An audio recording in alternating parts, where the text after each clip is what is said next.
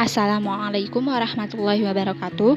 Hari ini kita akan melanjutkan kegiatan pembelajaran kita mengenai struktur atom dan tabel periodik. Sebelumnya, kita telah belajar mengenai perkembangan model atom, partikel penyusun atom, nomor atom dan nomor massa, isotop, isobar dan isoton, konfigurasi elektron dan diagram orbital, bilangan kuantum dan bentuk orbital. Kemudian, hari ini kita akan melanjutkan pembelajaran kita mengenai perkembangan sistem periodik unsur, hubungan konfigurasi elektron dengan letak unsur dalam tabel periodik. Yang terakhir ada sifat keperiodikan unsur. Tujuan pembelajaran yang dicapai pada kegiatan pembelajaran pagi hari ini yaitu siswa diharapkan dapat menjelaskan perkembangan sistem periodik unsur, siswa dapat menjelaskan hubungan konfigurasi elektron dengan letak unsur dalam tabel periodik, siswa dapat menjelaskan tabel periodik dan sifat keperiodikan unsur. Yang pertama, ada perkembangan sistem periodik unsur. Perkembangan sistem periodik unsur dimulai pada tahun 1769 oleh ilmuwan Antoine Lavoisier.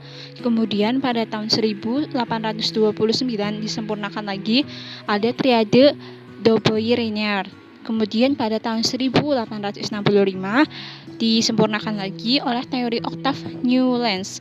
Kemudian pada 1869 ada sistem periodik Mendeleev, dan yang terakhir yaitu sistem periodik modern pada tahun 1913 sampai dengan sekarang. Sistem periodik unsur. Apa sih itu sistem periodik unsur? Sistem periodik unsur atau yang biasa kita sebut dengan SPU adalah suatu tabel berisi identitas unsur-unsur yang dikemas secara berkala dalam bentuk periode dan golongan berdasarkan kemiripan sifat-sifat unsurnya. Kita perhatikan tabel SPU di bawah. Tabel ini merupakan tabel sistem periodik modern. Perkembangan sistem periodik yang pertama yaitu ada pengelompokan unsur menurut Antoine Lavoisier. Lavoisier pada tahun 1769 itu membagi unsur-unsur dalam unsur logam dan non-logam. Pada waktu itu baru dikenal kurang lebih 33 unsur. Kemudian pengelompokan ini masih sangat sederhana karena antara unsur-unsur logam sendiri masih banyak perbedaan. Jadi, apa sih itu logam dan non-logam? Logam itu berwujud padat pada suhu kamar 25 derajat Celcius, kecuali raksa atau notasi kimianya adalah Hg. Kemudian, logam mengkilap jika digosok. Merupakan konduktor yang baik, dapat ditempa atau direnggangkan, penghantar panas yang baik. Sedangkan non-logam yaitu ada yang berupa zat padat, cair atau gas pada suhu kamar. Kemudian tidak mengkilap jika digosok kecuali intan atau karbon. Kemudian bukan konduktor yang baik. Yang keempat, umumnya rapuh, terutama yang berwujud padat. Yang terakhir itu bukan penghantar panas yang baik. Kemudian ternyata setelah pengelompokan oleh Antoine Lavoisier, selain unsur logam dan non-logam, masih ditemukan beberapa unsur yang memiliki sifat logam dan non-logam atau yang disebut dengan unsur metaloid. Misalnya unsur silikon, antimon, dan arsen. Jadi penggolongan unsur menjadi unsur logam dan non-logam ini itu masih memiliki kelemahan. Nah, apa sih kelebihan dan kekurangan dari unsur menurut Antoine Lavoisier? Kelebihannya yaitu sudah mengelompokkan 33 unsur berdasarkan sifat kimia, sehingga bisa dijadikan referensi bagi ilmuwan setelahnya. Kemudian kelemahannya yaitu pengelompokannya masih terlalu umum. Setelah tadi yang pertama ada pengelompokan unsur menurut Antoine Lavoisier, kemudian yang kedua ada pengelompokan unsur menurut Johann Wolfgang Dobereiner. Dobereiner adalah orang yang pertama menemukan hubungan antara sifat unsur dengan massa atom relatifnya. Unsur-unsur itu dikelompokkan berdasarkan kemiripan sifat-sifatnya. Setiap kelompok itu terdiri atas 3 unsur, sehingga pengelompokan ini itu disebut dengan triade. Dalam triade, unsur kedua itu mempunyai sifat-sifat yang berada di antara unsur ke-1 dan juga ketiga. Kemudian memiliki massa atom yang sama dengan massa rata-rata unsur 1 dan unsur 3. Nah, jenis-jenis triadenya ini yaitu yang pertama, ada triade litium, natrium, dan kalium, triade kalsium, strontium, dan barium. Kemudian ada triade klor, brom, dan iodium. Nah, kita perhatikan tabel di bawah ini nih. Pada triade litium, natrium, dan kalsium, massa atom relatif pada unsur natrium itu merupakan rata-rata dari massa atom unsur litium dan juga kalsium. Kita hitung bersama 7 ditambah 39 yaitu 46. Jika dibagi 2 maka hasilnya adalah 23. Kelebihan dan kekurangan pengelompokan unsur menurut Johann Wolfgang Dobereiner. Kelebihannya adalah keteraturan setiap unsur yang sifatnya mirip dengan massa atomnya atau AR. Unsur yang kedua atau yang di tengah itu merupakan massa atom rata-rata antara massa atom unsur pertama dan unsur ketiga. Selain itu ada kekurangannya, yaitu kurang efisien karena ada beberapa unsur lain yang tidak termasuk dalam pengelompok triade, padahal sifatnya sama dengan unsur di dalam kelompok triade tersebut. Yang ketiga, ada pengelompokan unsur menurut John Newlands. Menurut Newlands, jika unsur-unsur diurutkan letaknya sesuai dengan kenaikan massa atom relatifnya, maka sifat unsur tersebut itu akan terulang pada setiap unsur ke-8. Nah, jika sampai unsur ke-8, sifat unsur tersebut itu akan mirip dengan unsur yang pertama. Begitu juga unsur yang ke-9, sifatnya mirip dengan unsur yang kedua, dan seterusnya. Keteraturan ini sesuai dengan pengulangan not lagu atau oktav, sehingga disebut dengan hukum oktav. Dalam tabel, penulisannya adalah 1 sampai dengan 7. Kemudian, pada unsur ke-8 akan diletakkan pada unsur yang pertama, karena sifat unsur itu akan terulang setiap unsur ke-8. Kemudian, sifat unsur yang ke-9 juga akan diletakkan pada unsur yang kedua. Begitu juga seterusnya. Nah, ternyata pengelompokan menurut Newlands juga memiliki kelemahan.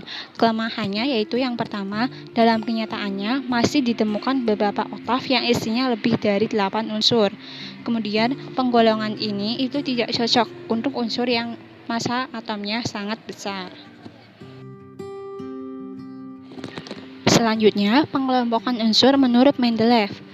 Dmitri Ivanovich Mendeleev pada tahun 1869 melakukan pengamatan kepada 63 unsur yang sudah dikenal dan mendapatkan hasil bahwa sifat unsur merupakan fungsi periodik dari massa atom relatifnya. Kemudian sifat tertentu itu akan berulang secara periodik apabila unsur-unsur disusun berdasarkan kenaikan massa atom relatifnya. Mendeleev selanjutnya menempatkan unsur-unsur dengan kemiripan sifat pada satu lajur vertikal atau yang biasa disebut dengan golongan. Kemudian unsur-unsur juga disusun berdasarkan kenaikan massa atom relatifnya dan ditempatkan dalam satu lajur atau yang disebut dengan periode.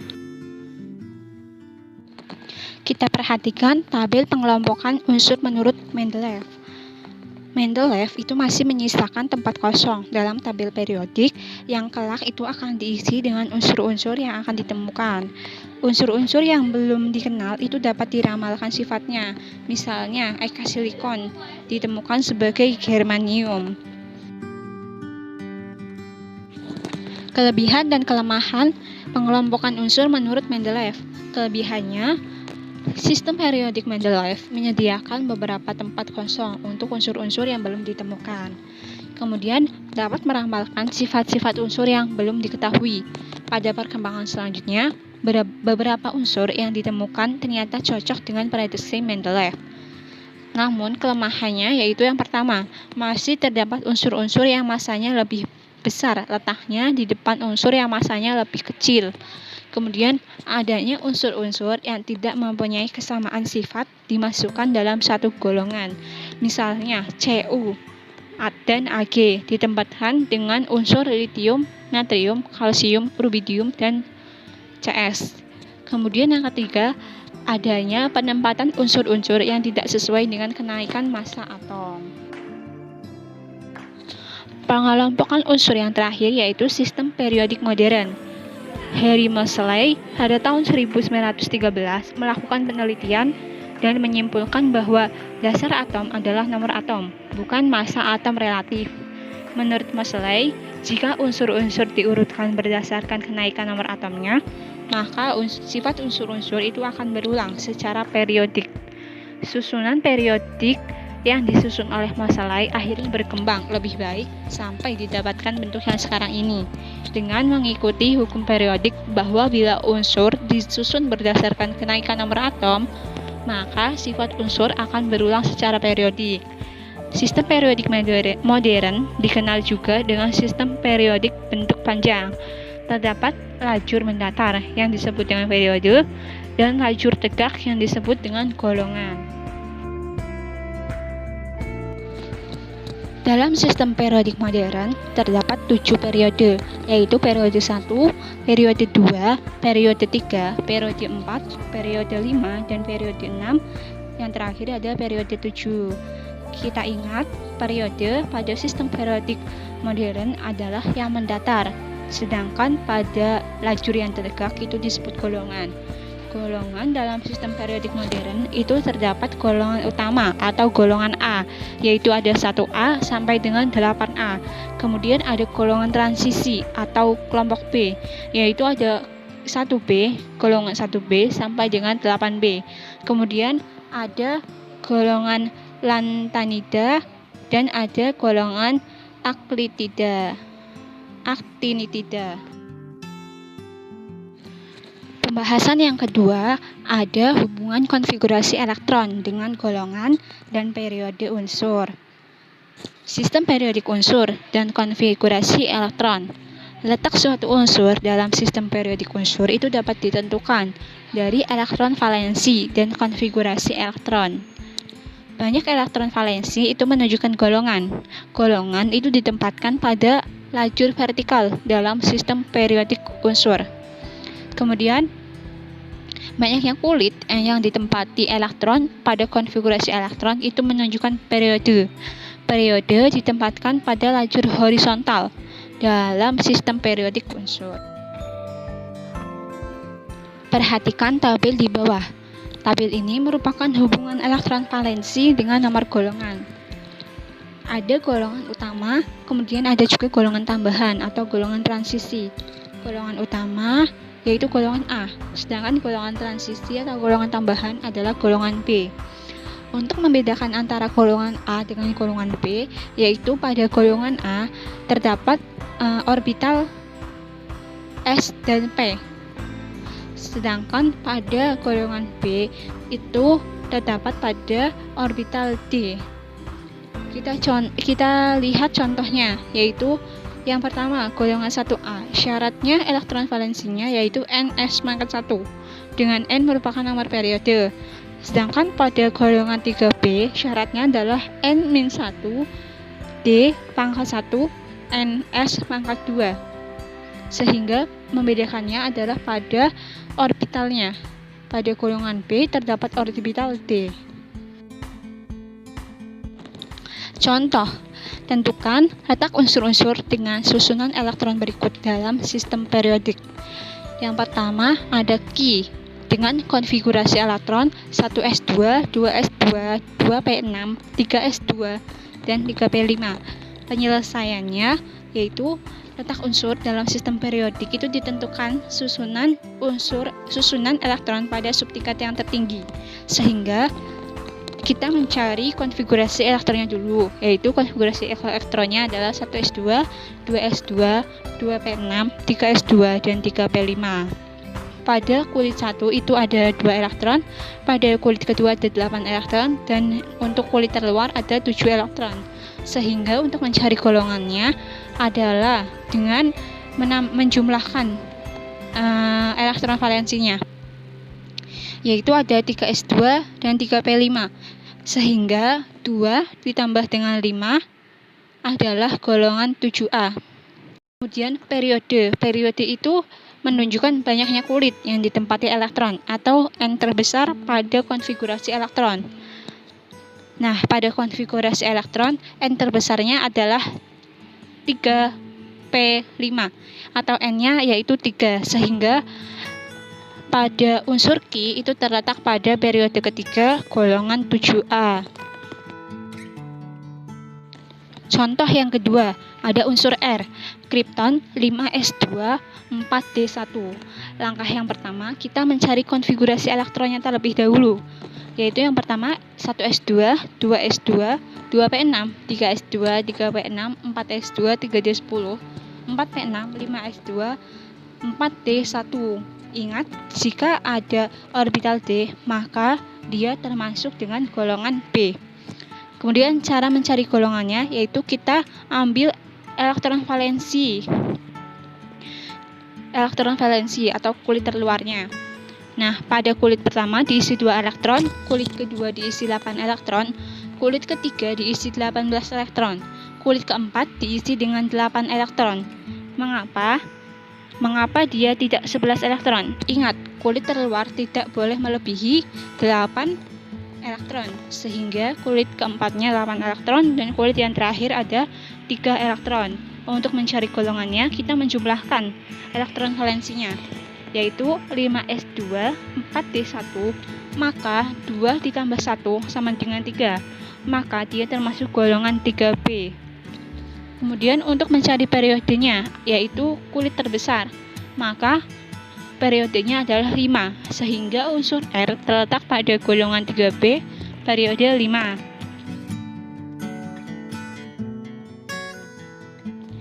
Contoh yang ketiga, ada unsur S, AR 4S2 3D1. Langkah pertama, kita mencari konfigurasinya terlebih dahulu, yaitu 1S2, 2S2, 2P6, 3S2, 3P6, 4S2, 3D1. Kemudian kita mencari elektron valensinya. Pada kulit pertama diisi 2 elektron, kulit kedua diisi 8 elektron, kulit ketiga diisi 8 elektron, dan kulit yang terakhir diisi dengan 3 elektron. Sehingga 4S2 3D1 periodenya adalah periode 4 karena kulit terbesarnya adalah 4. Kemudian golongannya 4S2 3D1. 2 ditambah 1 adalah 3, sehingga dia golongan 3B. Kita perhatikan tabel di samping. Syarat golongan 3B yaitu memiliki elektron valensi N-1, D⁻1, Ns²2. Kita buktikan. Pada unsur R, elektron valensi atau kulit terluarnya adalah 5s2 4d1. Ingat, N merupakan kulit terbesar, sehingga N di sini adalah 5. Jadi N-1 adalah 4d⁻1, kemudian Ns²2, 5s²2. Sehingga tabel tersebut benar, sesuai dengan unsur R yang memiliki golongan 3B. Yuk latihan yuk, silahkan dicoba, dikerjakan di buku catatan kalian, kemudian difoto dan dikirimkan ke WA Group sebagai nilai keaktifan pada pembelajaran pagi hari ini. Ayo kita mencoba. Pembahasan yang ketiga adalah sifat unsur dalam satu golongan dan satu periode, atau sifat unsur dalam sistem periodik unsur. Sifat-sifat unsur dalam sistem periodik unsur yang pertama ada jari-jari atom. Jari-jari atom adalah jarak dari inti atom sampai kulit terluar. Dalam satu golongan, semakin ke bawah, jari-jari atom itu semakin besar. Sebaliknya, semakin ke atas, maka jari-jari atom itu semakin kecil. Kemudian dalam satu periode, semakin ke kiri, jari-jari atom itu semakin besar. Dan sebaliknya, semakin ke kanan, jari-jari atom itu semakin kecil. Kemudian sifat unsur yang kedua ada energi ionisasi, yaitu energi yang diperlukan untuk melepaskan satu elektron dari suatu atom netral. Nah, dalam satu golongan, semakin ke bawah, energi ionisasi itu semakin kecil. dan semakin ke atas energi ionisasi itu semakin besar. Dalam satu periode, semakin ke kiri semakin kecil dan semakin ke kanan itu semakin besar.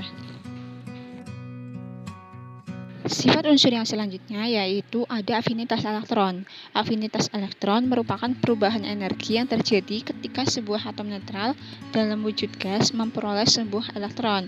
Nah, dalam satu periode dari kiri ke kanan itu afinitas elektron semakin besar. Kemudian dalam satu golongan dari bawah ke atas itu afinitas elektron semakin besar. Kemudian sifat yang selanjutnya ada keelektronegatifan. Keelektronegatifan merupakan kemampuan atau kecenderungan suatu atom untuk menangkap atau menarik elektron. Dalam satu periode, dari kiri ke kanan, keelektronegatifan itu semakin besar.